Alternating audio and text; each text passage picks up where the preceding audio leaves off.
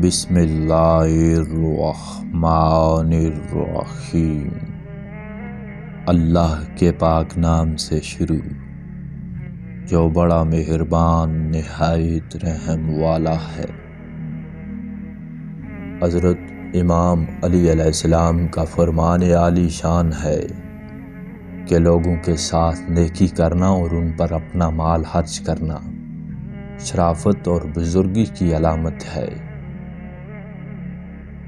آپ نے فرمایا کہ جس شخص میں ادب نہیں ہوتا اس کی خاندانی شرافت پر دبا لگ جاتا ہے۔ یہ شریفوں کی عادت نہیں کہ اگر کوئی شخص ان کو اپنا احسان جتلائے تو یہ بھی ان کو اپنا احسان جتلائیں۔ سب سے زیادہ اچھی شرافت یہ ہے کہ آدمی کسی کو تکلیف نہ پہنچائے۔ شریف یا سخی کو اگر تجھ سے کوئی حاجت ہو تو وہ تجھے معاف رکھتا ہے، اور اگر تجھے اس سے کوئی کام ہو تو تیری پوری مدد کرتا ہے۔ آپ نے فرمایا کہ تمام فضائل کا کمال یہ ہے کہ آدمی کے عادات و اطوار شریف ہوں۔ اگر تو کسی پر غالب آ جائے تو اس کے ساتھ ایسا سلوک کرنا مناسب ہے جو شریف لوگ کیا کرتے ہیں۔ کوئی شریف ظلم نہیں کرتا اور کوئی پاک دامن بدکاری میں نہیں پڑتا۔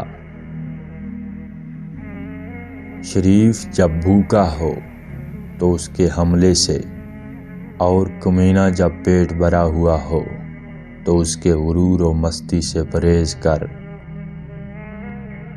بے شک اہل دوزخ وہ لوگ ہیں جو ناشکرے اور مکار ہیں۔ جو شخص اللہ تعالیٰ کی نعمتوں کا شکر گزار ہوتا ہے اس پر ذات حق کی نعمت ہمیشہ قائم رہتی ہے۔ جو شخص کسی کے احسان اور نیکی کا شکریہ ادا کرتا ہے وہ اس کے حق کو ادا کر دیتا ہے۔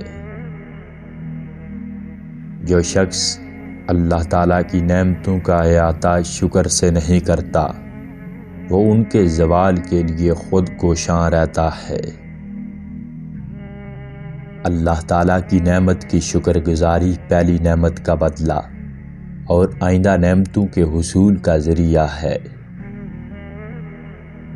جب تجھے کوئی چیز ملے تو اس کا شکر بجا لا، اور جب مصیبت میں مبتلا ہو تو صبر اختیار کر۔